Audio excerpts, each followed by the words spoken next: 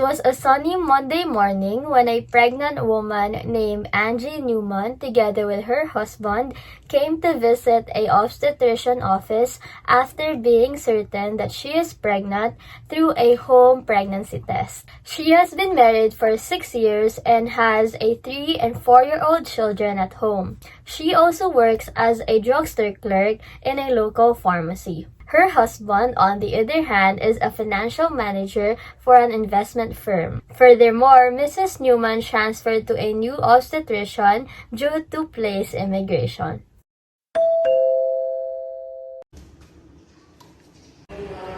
I am Angie's husband. Nice meeting you, Bob.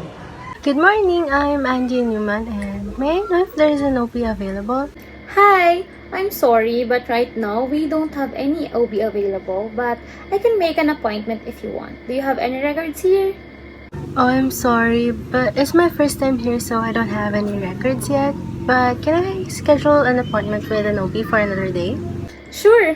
Right now, I can do a comprehensive intrapartal assessment to you so that you will have a record here for your next checkup. Can you please come with me and your husband can wait here while we are doing the assessment in the other room? Will that be okay or you want him to join you? Pwede naman siya sa labas since he might get bored inside lang. I'll just wait here for my wife. Go on. You may now sit down, ma'am. Now, I will be asking for some necessary information related to your history, personal social backgrounds, as well as laboratory reports. Also, I will be doing a head-to-toe assessment of you to determine if your body systems are normal and free from abnormalities. Is that okay with you? Yes, sure po. Rest assured that all the data you have given will remain confidential, so kindly answer my question with full honesty. May I ask for your concern, Miss Newman? I came in for a checkup since I think I'm pregnant. Okay. Have you done a pregnancy test? I actually did, and the result was 2 lines, so I immediately thought that it was positive. Was this pregnancy intended? Yes po, this one is intended, and we have been attending fertility clinic. We have not used contraceptives since roughly 2.5 years already, and my husband's sperm count was found to be subnormal kasi, and we were advised to space counts apart to improve his sperm count. My pregnancy occurred after the 4th month of our new regimen.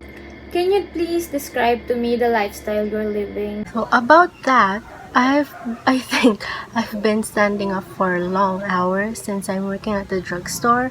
I usually drink 6 cups of coffee daily, but I'm avoiding alcohol since I think I'm pregnant, and I also do not smoke. I'm not taking any medication at the moment except for acetaminophen for my headache, and I take Motrin whenever I have dysmenorrhea, and I also walk a couple blocks from the bus to the store. That was a tough routine, huh? Now let's talk about your past illnesses. Have you experienced any surgery before? Yes po, I had my appendix removed when I was 16. How about your experiences during your adolescent years? I got my acne treated with tetracycline and tuberculosis for 1 year. I think I was 22. I was 22. Have you experienced being hospitalized? No po, except for when I gave birth before. About your family medical history, can you tell me if there is someone in your family that has any type of diseases? As for my husband's father, he has hypertension, and my mother's cousin has renal failure po. Okay. When did you start having your first period?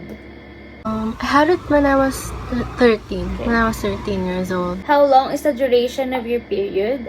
Was it heavy?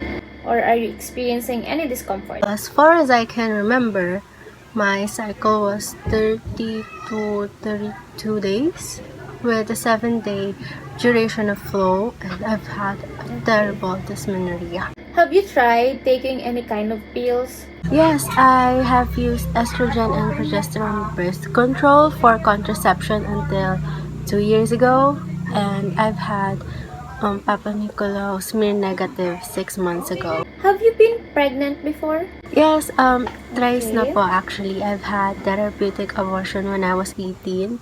I gave birth to my son 4 years ago and to my second son 3 years ago. So this is basically my fourth pregnancy po. During your past pregnancies, do you experience any discomfort or complications? Opo, I've had endometritis before which was treated naman po ng antibiotics, and I think yun po yung reason for my infertility. Did you experience or have any infections all throughout your marriage? UTI po, Okay. 6 years ago. What was your pre-pregnancy weight? 230 pounds po, and based sa aking BMI, I am obese. Okay, I will now start your head-to-toe assessment. Can you please stand up for me, please? Yeah, sure. After 30 minutes of head-to-toe assessment, Nurse Trapero completed the necessary findings about Mrs. Newman. So, based on my observation and the data that I have gathered, you have a weight of 238 pounds, which is not normal. Your height is 5 feet and 7 inches, and I can say that you are a pleasant-appearing Caucasian woman. For your head assessment, or head, eyes, ears, nose, and throat assessment, your head is normocephalic, which is normal. Your slight bleeding in your gum lines and pale conjunctiva are both not normal. The marks of your cloasma on your face are also visible, which is normal part of a pregnancy. For the assessment of your chest, you have a normal breast development with a darkened areola. Occasional veins are also visible. During my auscultation, your lung sounds clear, your heart sounds normal, and your heartbeat is 76 beats per minute, which is within the normal range. Your blood pressure is 130/80, which is quite a bit high. For your abdomen, I have felt that it has a smooth texture and no masses. Uterus is not palpable, and there is a suggestion of linea praegra. For your extremities, I have observed that you have a mild varicose vein on the medial aspect of your left leg. Your joints are in full range of motion, and you have a deep tendon reflexes 2+. About your pelvic examination, your vagina and cervix has a deep purple color. Your uterus is slightly enlarged, which is normal because you are pregnant. The Heger sign is also visible.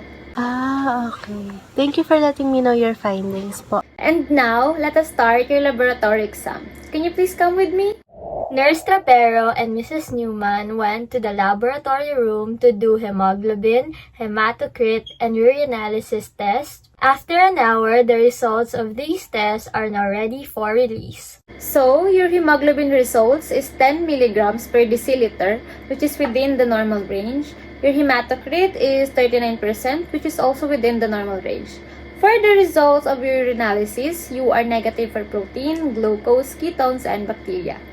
Well, that's a lot to take. And anyway, thank you for assisting me today. You're welcome, Miss Newman. See you for your next appointment. And if you experience anything unusual, don't hesitate to call the clinic. Thank you and congratulations.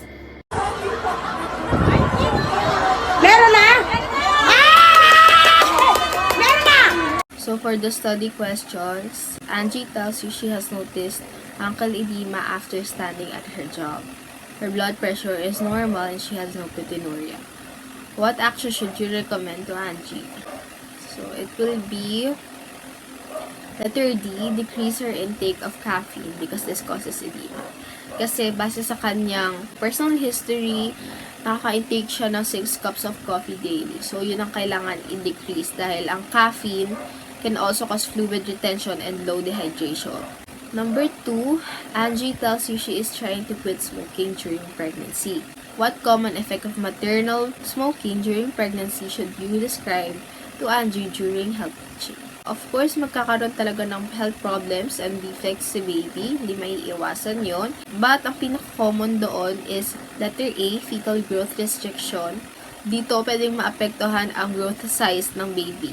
So, pwedeng mas smaller in size than the normal magiging baby niya. Number 3, Angie is classified as being overweight. She is 5 feet 7 inches and weighed 230 pounds. Her BMI is 36 pre-pregnancy. When adjusting this in her plan of care, what action should you plan? Of course, may set tayo na goal, which is yun na mag-lose siya ng weight. So, para matulungan tayo na ma-achieve yun, letter C, show her to keep a daily food log to track her food and beverage intake para hindi magulo and mas organized siya. For example, may sinet tayo na amount of calorie intake for a day. And sumobra siya. Sa tingin natin sumobra yung kain niya sa lunch. Pwede natin ibawi sa dinner, ilelesen natin. It will help us to not exceed sa goal natin na amount of calorie intake lang sa isang araw. Number 4, at the 8th week of pregnancy, Angie experiences frequent nausea and she vomits once daily. How should you advise her accordingly? My answer for this will be letter C. Morning sickness is a common symptom in early pregnancy. Number 5, Angie tells you she has dizziness and nausea while lying flat on her back. To meet QSE and competencies of safety, what would be your best action to take to relieve her discomfort? So, of course, yung mga mother, yung mga buntis, nag-expand yung mga uterus nila. Yun ang kailangan nilang i-avoid. Ang pag-lie flat on their back, ang supine position. Dahil nakaharangan yung blood flow from lower extremities papunta sa heart. So, my answer for this will be letter D. Assist her to a side-lying position. Number 6, Angie has given birth before. How should you therefore expect her cervical OS? And the answer for this will be letter B. Slit-like and dreaded. For the 7th question, Angie's electronic health record notes the fact that she has a platypeloid pelvis. You should recognize what implication of this assessment finding. A ang tamang sagot. Hindi yata yung sagot. C yan, pre. Matik. My answer is D. So the answer for that is letter D. Because her pelvis is flatter, it is not ideal for childbirth. So platypeloid pelvis is flat and also makes vaginal delivery more difficult because the baby may have trouble passing through the pelvic inlet. And if you can check the image that was on the screen, you can see there that it's a bit smaller, and this position is actually not ideal for vaginal delivery. Many women with this type of pelvis may need a cesarean delivery. So for the 8th question, Angie always comes for prenatal visits by herself. When you ask her why, she explains her husband doesn't feel that men belong in prenatal clinics. How should you best respond to her? So the answer for that will be letter D. This is disturbing because it suggests that he is not emotionally invested in your pregnancy. So the father and the mother of a child, they must strengthen their bond and their sense of teamwork. A partner's support is especially important for the mom and baby during the pregnancy. So a woman who feels supported by her partner during and after the pregnancy may feel happier and less stressed. So for the 9th question, you are in the process of taking a health history of Angie. Because she is pregnant, what would be the most important type of diseases to ask about in her family history? So the answer for that is A, inherited disorders. So some genetic disorders are hereditary, meaning the genetic change is passed on from their parents. So the babies with genetic disorders can be at risk of slow mental and physical development, and also physical abnormalities and lifelong illnesses. And other genetic changes can happen for the first time in the baby. Moving forward to the 10th question, suppose Angie had been pregnant 4 times before and that she had one set of twins born at 38 weeks, one daughter born at 40 weeks, and 2 spontaneous miscarriages. Using a GTPALM method, how would you document her obstetric history? So the answer for that is letter B. So if you can check on the screen, G stands for the total number of pregnancies. T stands for full-term pregnancies, which is 37 weeks or more. P for preterm deliveries, which is from 20 to 36 weeks. A stands for abortions or miscarriages. which has less than 20 weeks, L for living children, and M for multiple gestations.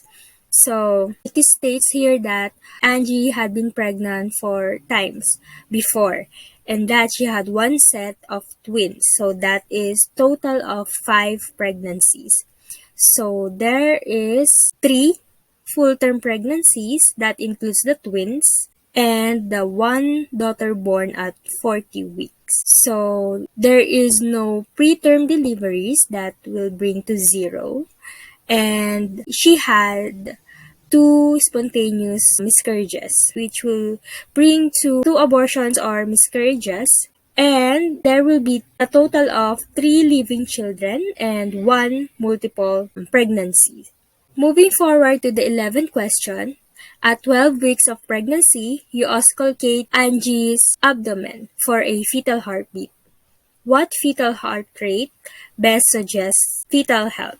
So the answer for that will be letter C, 110 to 160 beats per minute. So the average fetal heart rate is between 110 to 160 beats per minute. It can vary by 5 to 25 beats per minute, and the fetal heart rate may change as your baby responds to the condition in your uterus. An abnormal fetal heart rate may mean that your baby is not getting enough oxygen or that there are other problems.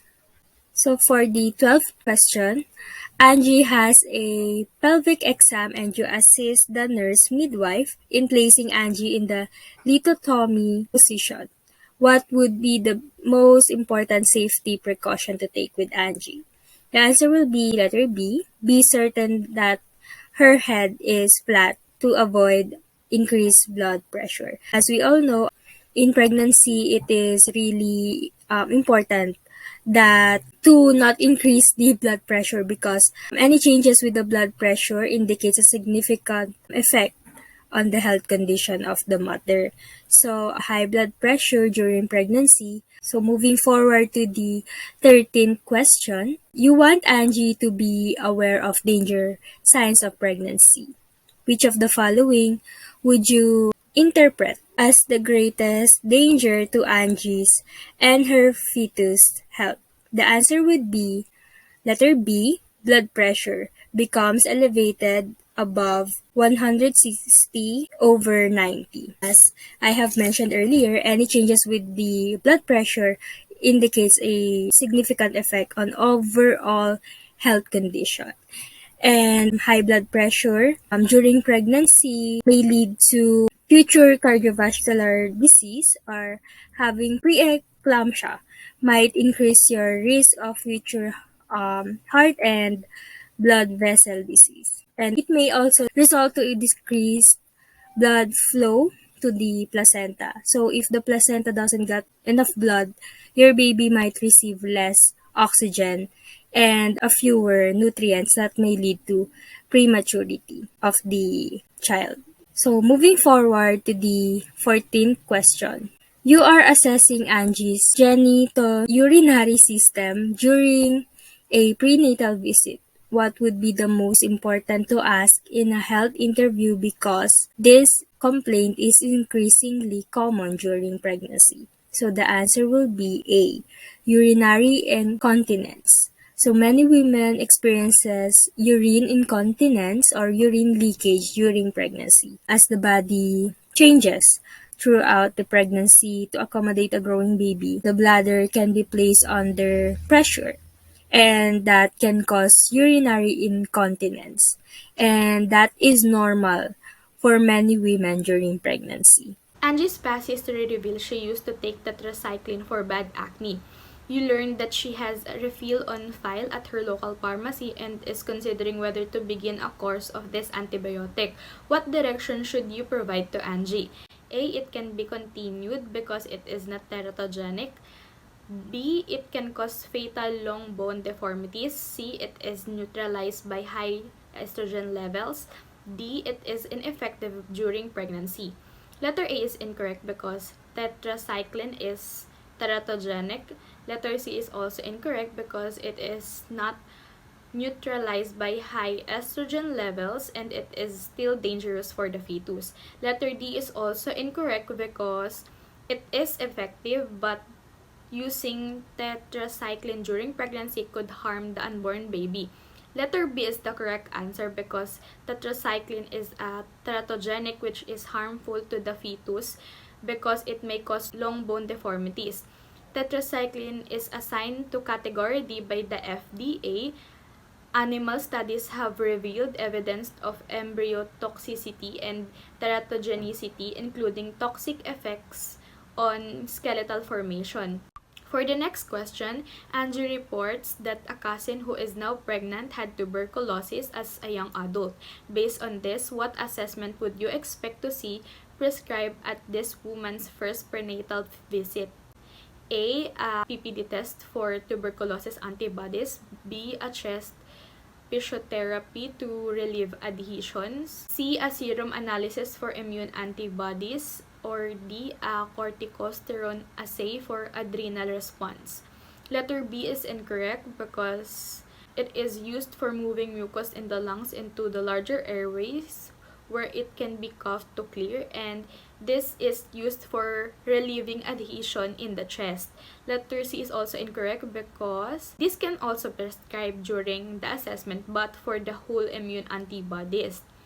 Letter D is also incorrect because this is prescribed to the client if she has a symptoms of maternal stress, because high levels of corticosterone can limit the fetal growth of the fetus.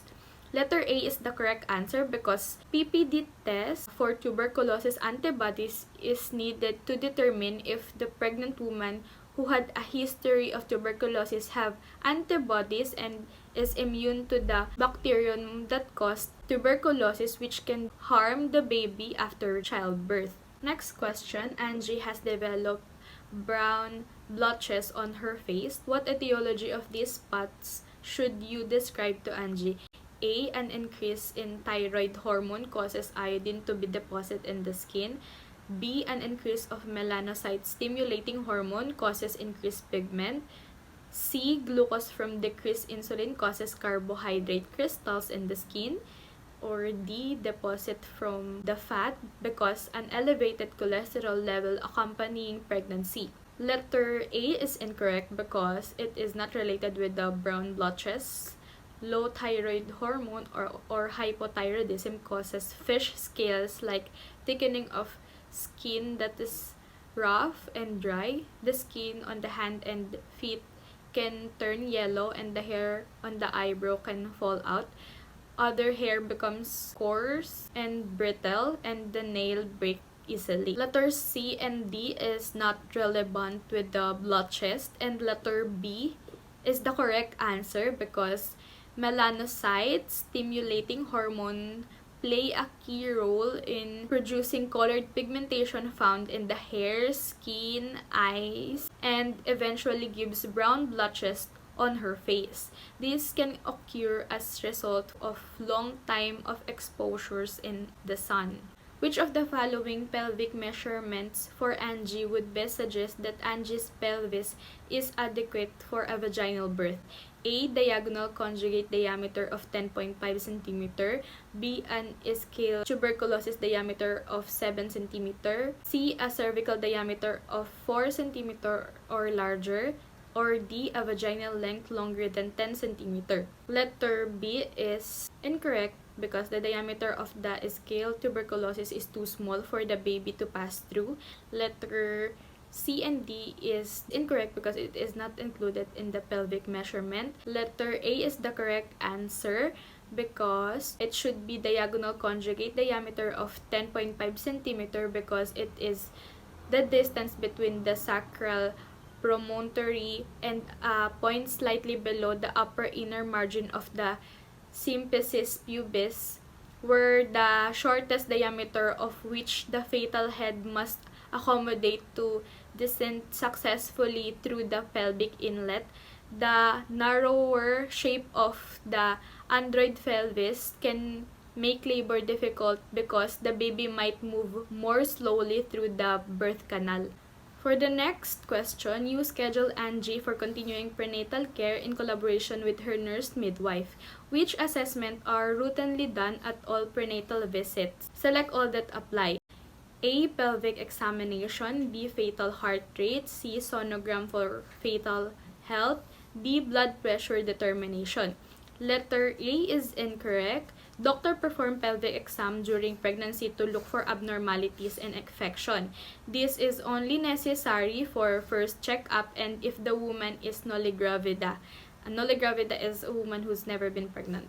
Letter C is also incorrect because a sonogram is the picture that the ultrasound generates. It is most commonly used to monitor the development of the uterus and the fetus during pregnancy.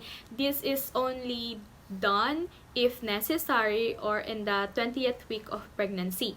Letter B is a correct answer because fetal heart rate measures the heart rate and the rhythm of the baby. This lets your healthcare provider see how your baby is doing. A few studies have found that the babies may be marginally safer when monitored continuously. Letter D is also a correct answer because some women have high blood pressure during pregnancy. This can put the mother and her baby at risk for problems during pregnancy. High blood pressure can also cause problems during and after delivery. So it must be done regularly. For the last question, you ask Angie for a urine specimen. Following typical prenatal urine analysis, you will be able to tell Angie about the presence or the absence of what components of her urine. Select all that apply. Letter A, protein. Letter B, glucose. Letter C, estrogen. Letter D, bacteria. Letter E, progesterone.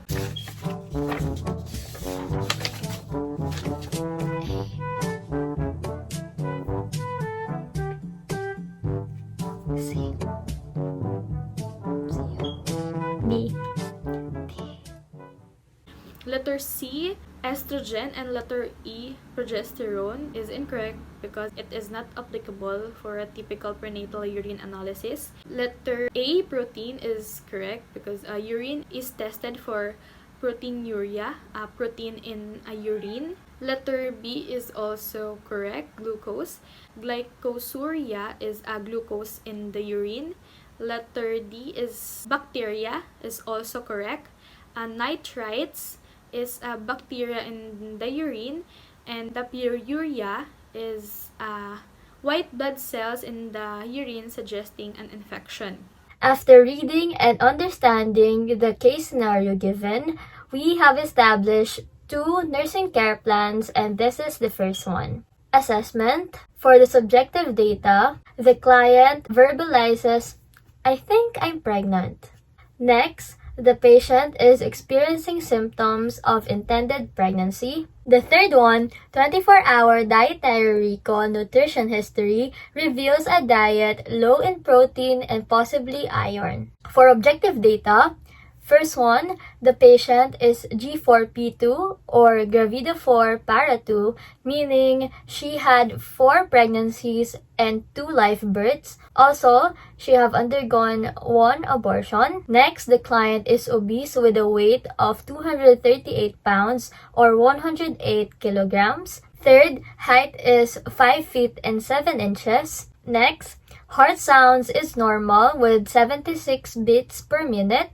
Blood pressure is 130/80 mmHg, denoting high blood pressure or hypertension. And lastly, she has a slight bleeding in gum lines and conjunctiva appears pale.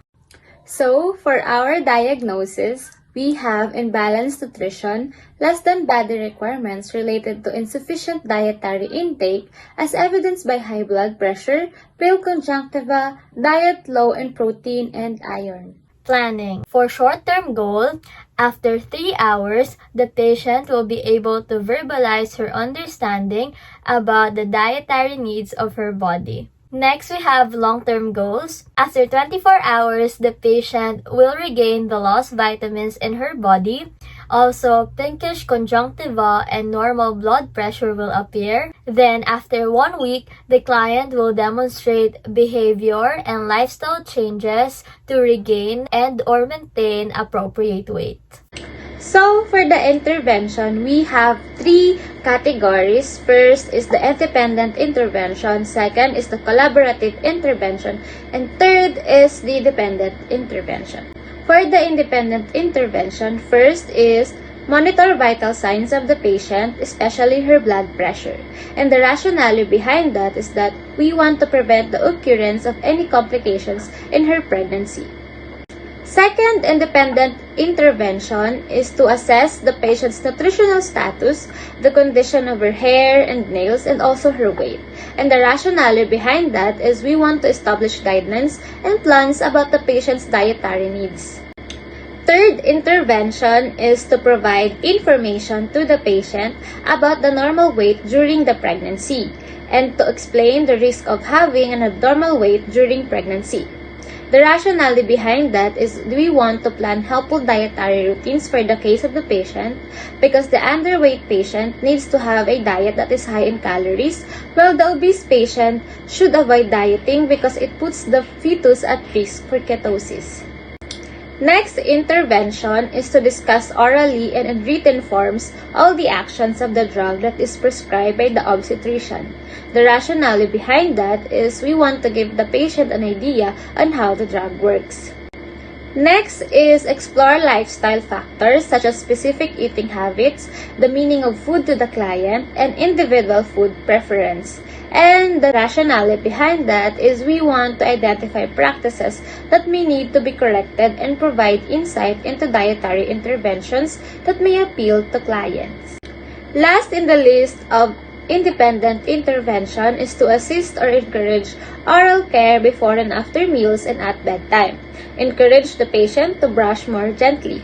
The rationale behind that is oral care is important to avoid bleeding due to gingivitis that is prone during pregnancy. For collaborative intervention, we have 2 implementations. First is to set nutritional goals accordingly, establish specific dietary needs like low-fat diet, and instruct the patient to eat more vegetables and fruits. This is to achieve a healthy diet all throughout her pregnancy and avoid any complications. Next is to establish a daily weight chart which includes both fluid and food intake of the patient. This is to observe if the therapy of the patient is effective or not. For the dependent intervention, we also have 2 implementations.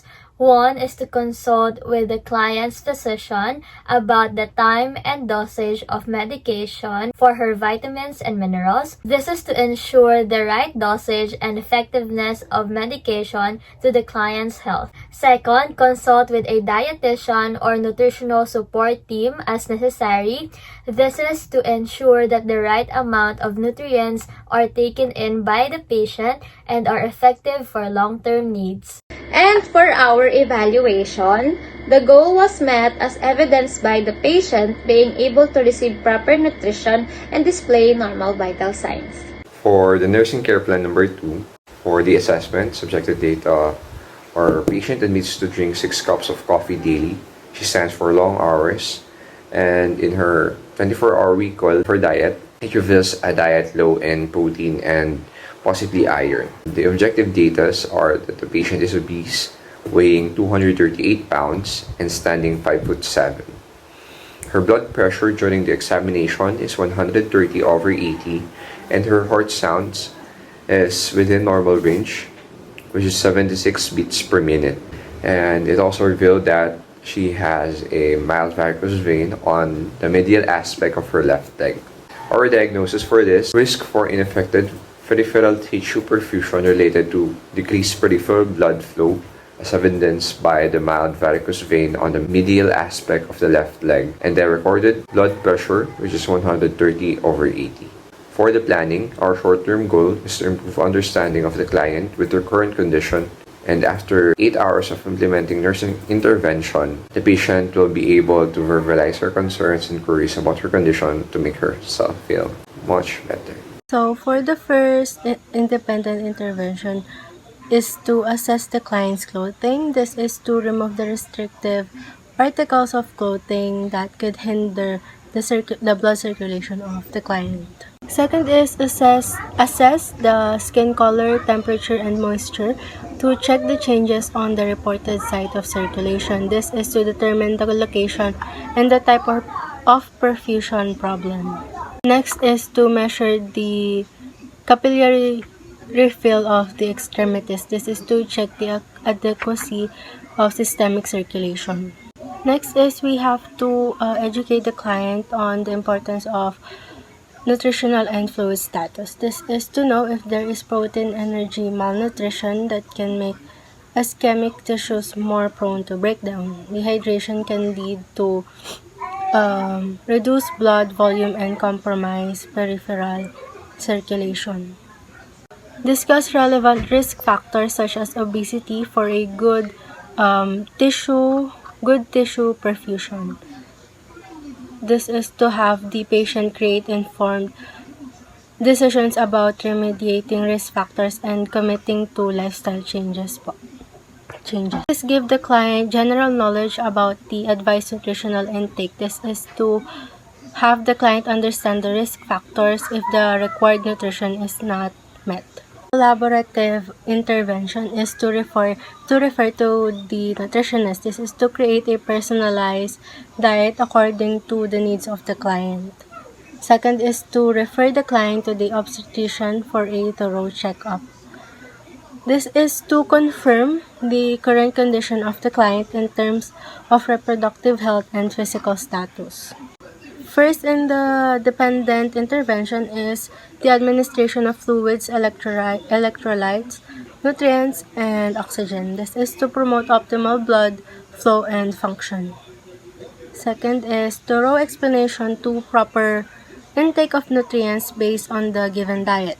This is to ensure that the diet is appropriate to the client's as per the client's health history. So the goal is met as evidenced by the client verbalizing her concerns and queries about her condition to make herself better.